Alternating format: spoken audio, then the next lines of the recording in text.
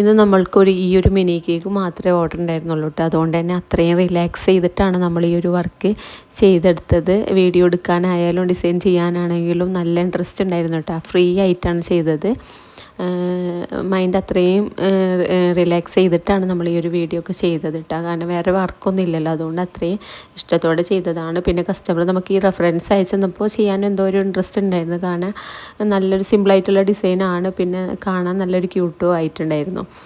അപ്പോൾ നമ്മൾ അത്രയും റിലാക്സ് ചെയ്തിട്ടാണ് ഈ ഒരു വർക്ക് ചെയ്തെടുത്തത്.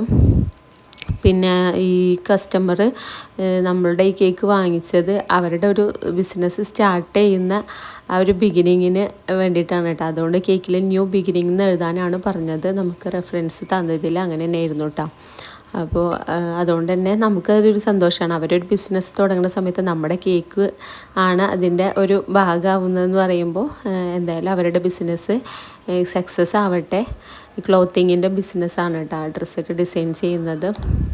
ഇപ്പോഴത്തെ ഈ ഒരു സമയത്ത് ഒരു വെഡ്ഡിങ് വന്നാലും എല്ലാവരും ഡ്രസ്സൊക്കെ ഡിസൈൻ ചെയ്തിട്ടാണ് അതായത് കസിൻസും ഫാമിലീസും എല്ലാവരും ഡ്രസ്സൊക്കെ റെഡിമെയ്ഡ് വാങ്ങിക്കുന്നതിലും കൂടുതൽ ഡിസൈൻ ചെയ്യിക്കാറാണ്. അപ്പോൾ അതുകൊണ്ട് അങ്ങനത്തെ ബിസിനസ്സൊക്കെ ഇപ്പോൾ സക്സസ് ആവുന്നതാണ്. അപ്പോൾ അവരുടെ ബിസിനസ്സും സക്സസ് ആവട്ടെ. അപ്പോൾ പിന്നെ നമ്മുടെ കേക്കിലേക്ക് വരാം. അങ്ങനെ കേക്ക് ഇതേപോലെ ഒരു ഷെൽ നോസിൽ വെച്ചിട്ട് ബോർഡറൊക്കെ കൊടുത്തിട്ടുണ്ട്. പിന്നെ വിൻറ്റേജ് തീം പോലെ ഇതേപോലെ 4 റിബണും നമ്മൾ വെച്ചെടുക്കുന്നുണ്ട് കേട്ടോ.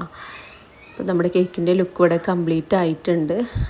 പിന്നെ കേക്ക് അല്ലാഞ്ഞിട്ട് എനിക്ക് ഏറ്റവും കൂടുതൽ ഇഷ്ടമുള്ളത് ചെയ്യാൻ ഇഷ്ടമുള്ളൊരു സംഭവം എന്ന് പറയുന്നത് ഗാർഡനിങ് ആണ് കേട്ടോ. അപ്പോൾ നമ്മൾ ഇന്ന് വേറെ വർക്കൊന്നും ഇല്ലല്ലോ. അപ്പോൾ കേക്കൊക്കെ ഡെലിവറി ചെയ്ത് കഴിഞ്ഞതിന് ശേഷം നമ്മൾ ചെടി കുഴിച്ചിടാണ് കേട്ടോ. അതായത് ഈ ഒരു ചെടി ഒരു ചട്ടിയിലായിരുന്നു, അത് നല്ല വലുതായിട്ടുണ്ടായിരുന്നു. അപ്പോൾ അതിൻ്റെ മേൽഭാഗം ഇങ്ങനെ തൂങ്ങി നിൽക്കായിരുന്നു. അപ്പോൾ നമ്മൾ അതൊന്നും മാറ്റി കുഴിച്ചിടുന്നുണ്ട് കേട്ടോ.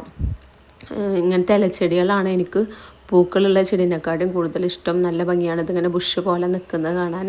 എൻ്റെ കയ്യിൽ കൂടുതലുള്ളതും ഇലച്ചെടികളാണ്. പൂക്കളുള്ള ചെടി 1 2 പറ്റുള്ളൂ, ബാക്കി ഫുള്ളും ഇലച്ചെടിയാണ്. ഒരുപാട് ചെടികളൊന്നും ഇല്ല കേട്ടോ, നമ്മൾ ചെറിയൊരു തോട്ടാണ്. അപ്പോൾ അതേപോലെ ഈ ലക്കി ബാമ്പു ഇതേപോലെ നമ്മളൊന്ന് മാറ്റി ചട്ടിയിലേക്കാക്കി കൊടുക്കുന്നുണ്ട്. അതൊരു കവറിലാണ്. അപ്പോൾ ഞാൻ അങ്ങനെ ചട്ടിയിൽ ജസ്റ്റ് വെച്ചിട്ടുണ്ടായിരുന്നുള്ളൂ. ടൈം കിട്ടിയാൽ ചെയ്യാമെന്ന് വിചാരിച്ചിട്ടായിരുന്നു. അപ്പോൾ നമുക്കിന്ന് ഫ്രീ ആയ കാരണം നമ്മളതും ചെയ്യുന്നുണ്ട്. ഈ ചെടിയും ഇതേപോലെ നല്ല ഭംഗിയുള്ള ചെടിയാണ്.